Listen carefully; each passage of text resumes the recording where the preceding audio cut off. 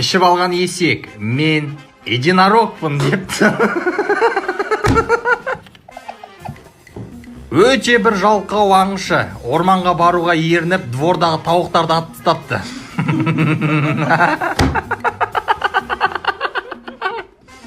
Ішіп алған бұқа егесіне барып айтыпты, тағы бір әйелінің емшегін ұстасан өлтірем депті.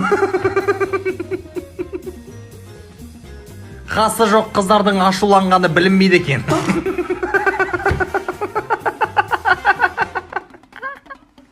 Ішіп алған тышқан мысыққа барып кыс депті.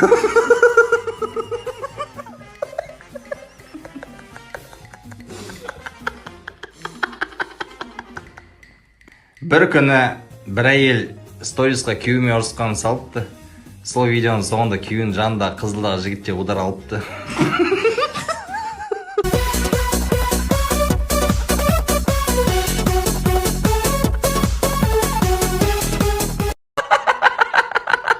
Тісі жоқ қоян сәбізді сорып отырады екен.